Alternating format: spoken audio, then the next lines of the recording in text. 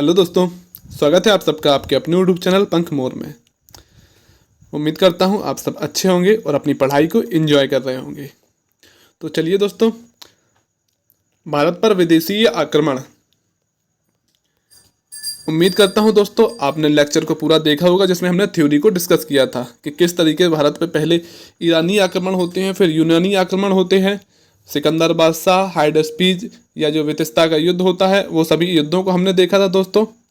आज की इस वीडियो हम जो विदेशी आक्रमण से प्रश्न पूछे जाते हैं, जो यूपीएससी में, यूपीपीसीएस में या एसएससी वगैरह में पूछे गए, उन सभी को हम डिस्कस करेंगे दोस्तों। इस टॉपिक से थोड़े से प्रश्न कम पूछे जाते हैं, इसलिए जो प्रश्न मैंने लिए हैं, जो बार बार रिपीटली प्रश्न पूछे गए और जो इंपॉर्टेंट है, उन सभी प्रश्नों को मैं इस वीडियो में कराऊंगा।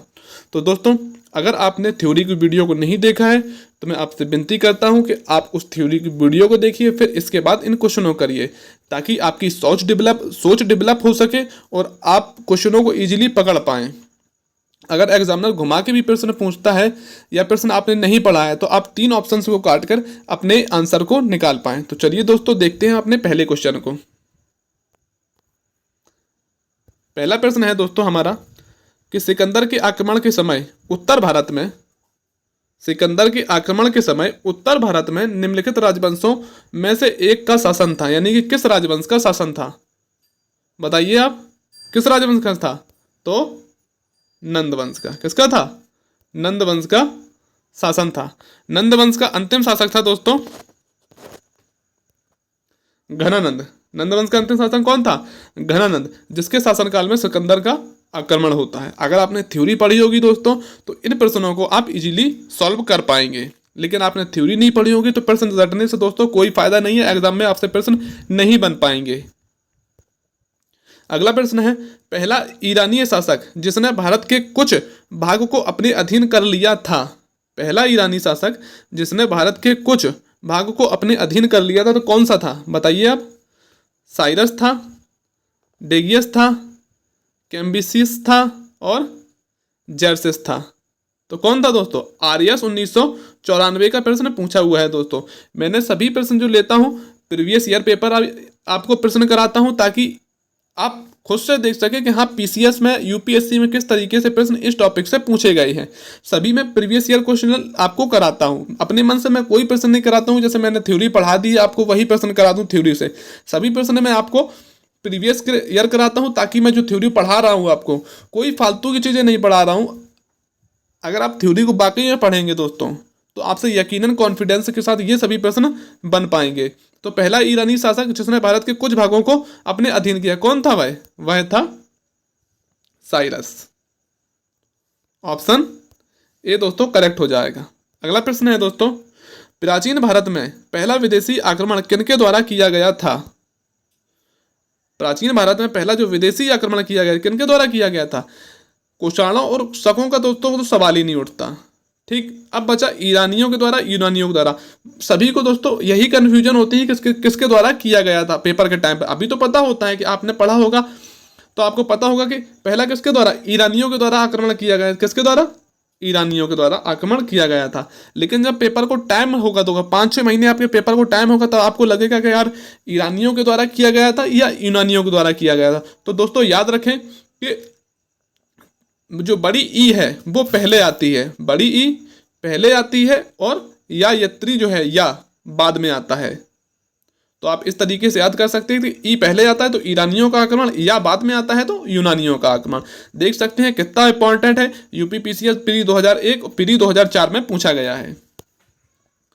प्राचीन भारत में दूसरा विदेशी आक्रमण एवं पहला, देख सकते हैं दोस्तों, पूछ रहा है इसमें दूसरा विदेशी आक्रमण और पहला यूरोपीय आक्रमण किनके द्वारा किया गया था? तो पहले आक्रमण करने वाले ईरानी थे, लेकिन दूसरे कौन थे? वह थे यूनानी। ऑप्शन इसका थोड़ा दोस्तों ऑप्शन मिसमैच है। ए ऑप्शन बी हो जाएगा दोस्तों, क्योंकि ऑप्शन बी इसका सही हो जाएगा। ऑप्शन से कोई मतलब नहीं, आप याद रखिए कि यूनानियों द्वारा दूसरा आक्रमण किया गया। पीसीएस 2009 का पूछा हुआ प्रश्न है। अगला प्रश्न है दोस्तों कि ईरान के हखामनी वंश के किस शासक ने भारतीय भूभाग को जीतने के बाद उसे फारस साम्राज्य का 20वां प्रांत बनाया था? ईरानी वंश का कौन सा वंश था जो ईरानी ईरानियों द्वारा आक्रमण किया गया था वह हखामनी वंश के थे।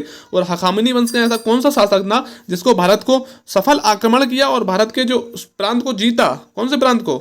सिंध प्रांत को जीता था दोस्तों। सिंध को अपना 20वां प्रांत बनाया। तो किसने बनाया था? डेरियस ने। करेक्ट आंसर हो जाएगा दोस्तों ऑप्शन बी। ऑप्शन बी इसका करेक्ट आंसर हो जाएगा।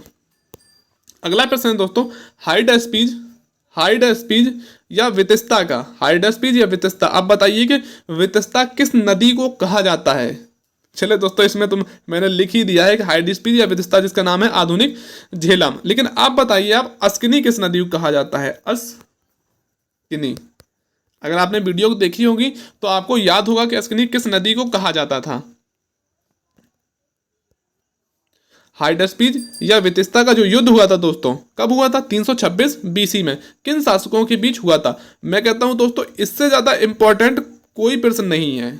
पीसीएस 2019 का पूछा हुआ है, लेकिन एसएससी वगैरह में तो किसी ना किसी एग्जाम में हर साल यह प्रश्न पूछा ही जाता है। मैं कहता हूं एक शिफ्ट में पूछा गया तो क्या अगली शिफ्ट में दोस्तों फिर पूछ लिया ही क्वेश्चन को। हाइडेस्पीज या वितिस्ता का युद्ध किनके बीच हुआ था? तो हुआ था दोस्तों, बताइए आप।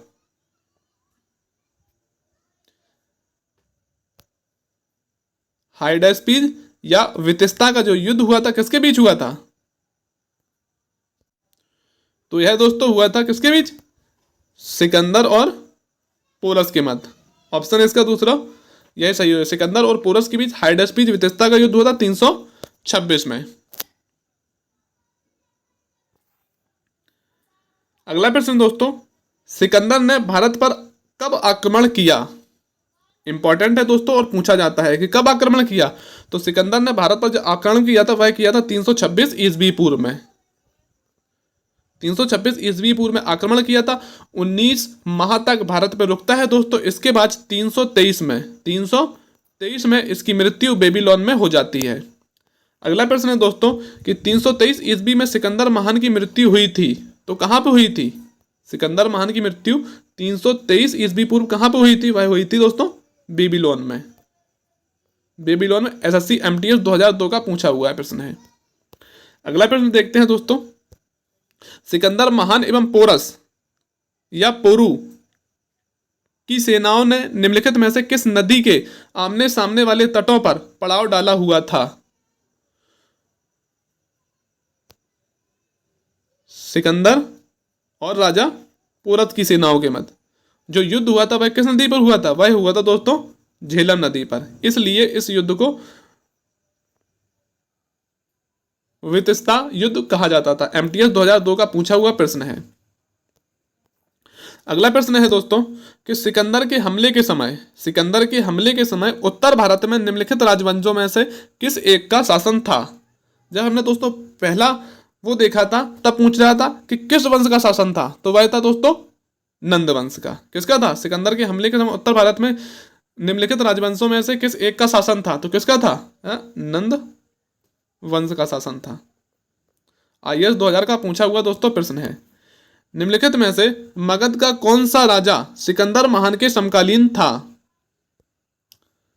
पूछ रहा है कि मगध का कौन सा राजा सिकंदर महान के समकालीन था। पहले में पूछा गया है दोस्तों वंश को, लेकिन अब पूछ रहा है कौन सा राजा था, तो वह कौन सा था? कुछ बच्चे जल्दबाजी में महापदानंद लगा देते हैं दोस्तों, यह नहीं है, सही है घनानंद।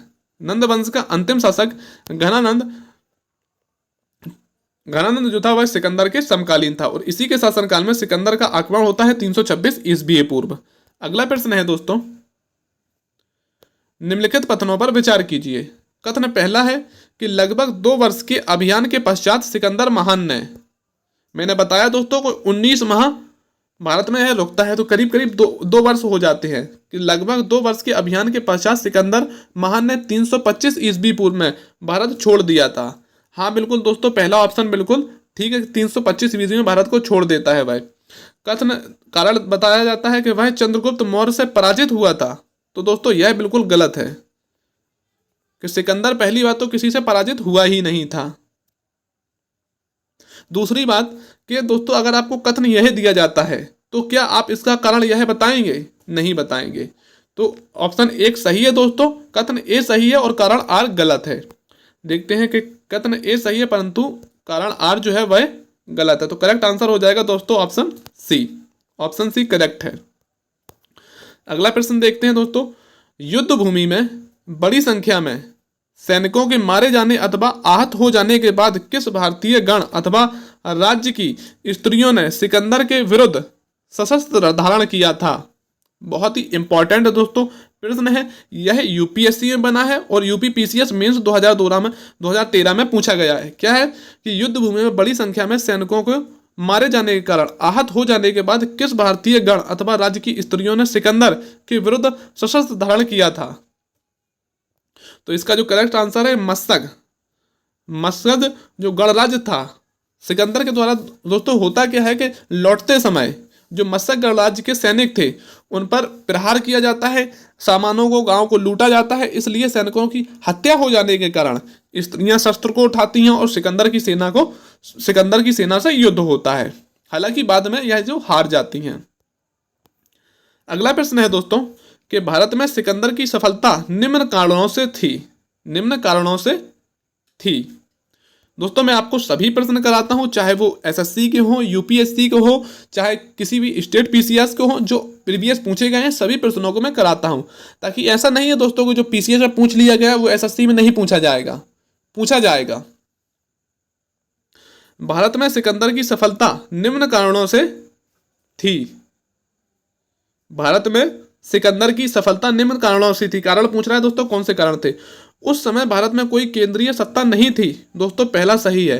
क्योंकि अगर बात करें दोस्तों हम संपूर्ण भारत की, तो यहां पर दोस्तों था केवल मगध और कई राज्यों में छोटे छोटे राजवंश स्थानीय स्तर पर शासन कर रहे थे दोस्तों।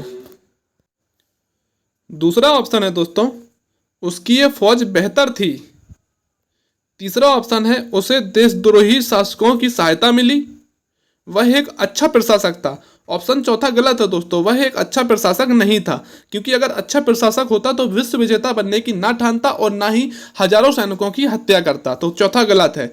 उसकी फौज जो थी वह बेहतर फौज थी। अगर दोस्तों बेहतर ना होती तो बेबीलोन से यानी कि अरब से होते हुए भारत तक के क्षेत्र को विजित नहीं करता। वो अफगानिस्तान, ईरान सभी क्षेत्र जो उसके बीच में पड़ रहे थे सबको जीतता हुआ वह भारत में आया था। पहला, दूसरा और तीसरा सही है। और तीसरा क्यों सही है दोस्तों? उसे देशद्रोही शासकों से सहायता मिली। तो हाँ दोस्तों, अंबी जैसे शासकों ने अंबी जैसे शासकों ने सिकंदर की इतनी बड़ी सेना को देखकर ही आत्मसमर्पण कर दिया। सबसे बड़ी गलती में मूर्ख व्यक्ति जो था वह अंबी ही था। अंबी तक्षशिला का शासक था। पहला, दूसरा और तीसरा सही है दोस्तों। अब देखिए कौन सा ऑप्शन है, ऑप्शन बी। पहला, दूसरा और तीसरा करेक्ट है। ये सभी चीजें दोस्तों आप खुद से भी समझ पाएंगे कब, कि जब आप वीडियो को देखेंगे। थ्योरी दोस्तों मैं कहूंगा बिल्कुल मस्ट है। अगर आप थ्योरी नहीं करेंगे क्वेश्चनों को करने से आपके कोई फायदा नहीं है।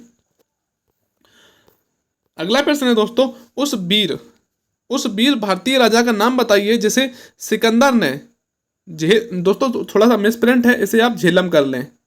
झेलम के तट पर पराजित किया था। झेलम के तट पर पराजित किया था। तो वो कौन थे महान शासक? दोस्तों राजा जो पोरस थे वह जानते थे कि सिकंदर से हार जाएंगे, फिर भी भारतीय क्षेत्र विजित ना हो, अपनी ये भूमि की खातिर सिकंदर से लड़े और हार भी गए। फिर भी सिकंदर इतना ज्यादा इनसे प्रभावित हुआ कि राजा पोरस को युद्ध क्षेत्र में मारता नहीं और अपना मित्र बना लेता है और विजित प्रदेशों को राजा पोरस को देकर, जो अफगानिस्तान वाले थे, राजा पोरस को देकर वापस अपने देश बेबीलोन को लौट जाता है। देखिए दोस्तों, आरओ यारो मेंस 2013 का पूछा हुआ प्रश्न है। आरओ यारो में दोस्तों बहुत अच्छे प्रश्न पूछे जाते हैं, आप देख सकते हैं। आप इन प्रश्नों को भी इजीली बना पाएंगे।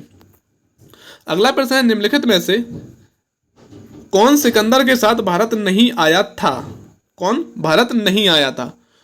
तो निरयाकस, ओनेसिक्रिटस और अरिस्टोब्यूलस, यह जो तीनों थे वह आए थे, लेकिन जो डाइमेकस है, डाइमेकस दोस्तों नहीं आया था। अब डाइमेकस का आपने नाम सुना होगा, अगर नहीं सुना है कि जब हम मौर्य साम्राज्य देखेंगे तो हम देखेंगे डाइमेकस जो राजदूत है वह किसके शासनकाल में आता है दोस्तों? बिंदुसार के शासनकाल में आता है। यूपी पीसीएस प्री 2015 में पूछा हुआ प्रश्न है। ये रहे दोस्तों हमारे प्रश्न। ज्यादा इंपॉर्टेंट टॉपिक नहीं था दोस्तों, लेकिन इससे प्रश्न पूछे जाते हैं तो मैंने सोचा जितने भी प्रीवियस ईयर प्रश्न बने हैं उनको कराऊं। और दोस्तों को मैंने जो थ्योरी पढ़ाई है, थ्योरी को मैंने डिटेल में एक्सप्लेन किया है ताकि आप अपनी सोच को डेवलप कर सके और जो इनडायरेक्ट बनने वाले प्रश्न हैं उनको भी इजीली कर पाएँ। तो दोस्तों आप अपना कमेंट्स में ज़रूर बताइए कि आपको ये प्रश्न कैसे लगे और आपने थ्योरी की वीडियो भी देखी है तो थ्योरी की वीडियो आपको कैसी लगी, मेरा पढ़ाने का तरीका आपको कैसा लगता है। तो हो सकता है कि मेरे पढ़ाने में थोड़ी आपको घबराहट समझ में आए और थोड़ा से मेरे शब्दों में कहीं पे मैं गलत बोल दूं, हो सकता है। नया थोड़ा सा यूट्यूब चैनल है दोस्तों, आप अगर सपोर्ट करेंगे, मदद करेंगे, अपने दोस्तों में शेयर करेंगे तो यकीनन दोस्तों आप जब पढ़ेंगे तो आपसे फिर दोबारा नहीं किसी भी बुक से पढ़ना पड़ेगा। एक बार पढ़ के मैं कोशिश करता हूं दोस्तों कि आपको ज़्यादा से ज़्यादा वीडियो में याद करा सकूं, अपनी भाषा को मैं सरल शब्दों में कहूं ताकि जो नई तैयारी करने वाले मेरे भाई हैं आसानी से समझ पाएँ। तो चलिए दोस्तों, आपको ये वीडियो कैसी लगी कमेंट्स बॉक्स में दोस्तों कुछ भी बताइए, आप कैसी लगी, अच्छी लगी या बुरी लगी, कैसी लगी, जो कुछ भी आपको लगा कमेंट्स बॉक्स में जरूर बताइए। तो चलिए दोस्तों, मिलते हैं अगली वीडियो में। जय हिंद।